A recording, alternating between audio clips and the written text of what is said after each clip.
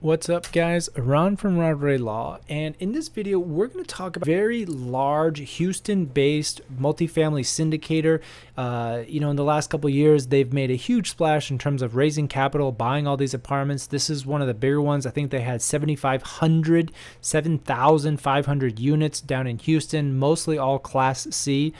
And they lost it. They foreclosed from their lender, and the rumors are he's absconded with the fees, and he's over back in India with his millions of dollars, and completely bounced from the US. So if you want to learn how to conduct your due diligence in the beginning and how to prevent your investment from being lost like this, stay tuned and watch this video. Ron from Rohde Law, and in this video we're going to talk about some of the warning signs and the due diligence process that if you're an LP investor and you were presented with this opportunity, what could you have looked for in order to avoid investing with somebody who is eventually, I'll call it somebody who loses all your money. I don't want to say scammer, I don't want to say crook, but somebody who loses all your money. What are the signs? On Friday evening, I was sitting in my living room. Maybe after a long walk, I worked more than 60 hours that week. This is kind of on the heels of that recent Wall Street Journal article, housing bust comes for thousands of small-time investors. It was approximately, I think, $70 million of equity from LP investors that he lost. And there's some stories in this article about some investors who put in millions of dollars, right? So we're talking $1 or $2 million with this guy. So last month he lost more than 3,000 apartments. There are other apartments that are still in operation, but that was the biggest splash. And some people are saying this is the tip of the iceberg. This is really a sign of things to come.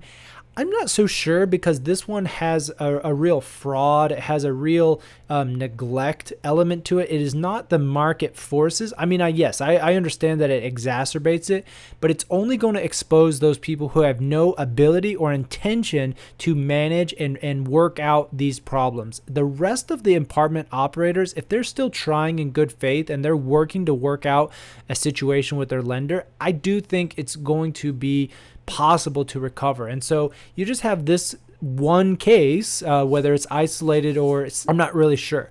The point is that for Jay Gajavelli here, he definitely had a willingness to capitulate and just throw in the towel, give back the properties, lose his investors' equity, and disappear.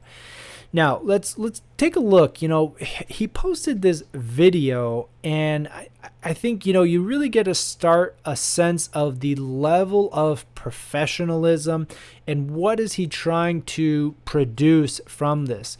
Because the biggest red flag that I jumped to when I looked at the syndicators, and, full disclosure, I've had some dealings with them. My clients have bought and sold properties from this guy.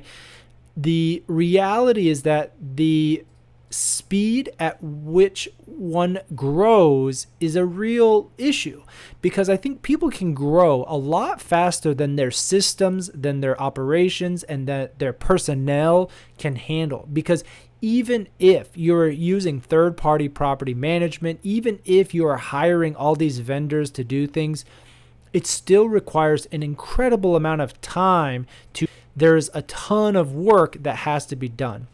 And so in Applesway's case, the sheer amount of work that would have been required from a staffing perspective, even if you have third-party property management, that to me is the only red flag. Because on paper, all of the other returns and everything that he's saying and offering is just like any other syndicator. And unfortunately, that's the problem. If you are investing as an LP, you do not have credible information to make this decision. I'll tell you, right? All of the legal documents are identical. All of the projections, the IRR, the glitzy exit cap rates, you would have been on the sidelines if you did not invest in 2017. You would have lost out in 2020, 2021. People were making double-digit returns after 12 months, and you would have missed out on that rally if you're a multifamily investor. So that's it. I mean, this is a really short video because I don't think that there is a lot that you can do. You have to consciously make a choice to invest in a person, in a relationship with somebody. And there's not a lot of due diligence that you can do to determine whether somebody is trustworthy. You've got to meet the people in person. You've got to know their extended circles.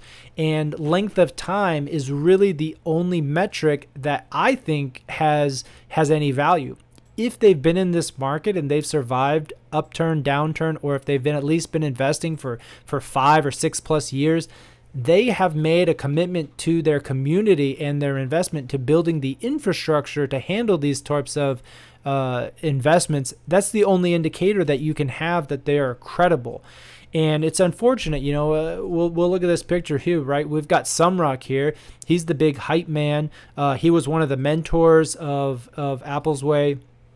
And he's still out there, right? He's still out there pumping and promoting and charging people. He is, I think, the definition of a real estate guru. He's making money doing it. Don't get me wrong, but he's helping people invest in apartments, make money while you travel.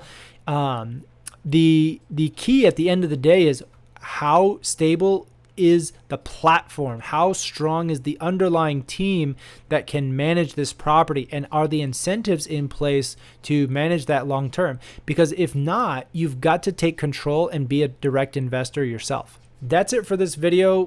To summarize again, the only thing you can look for as an LP is really that underlying infrastructure. Do they have enough management and personnel to manage a portfolio of this size?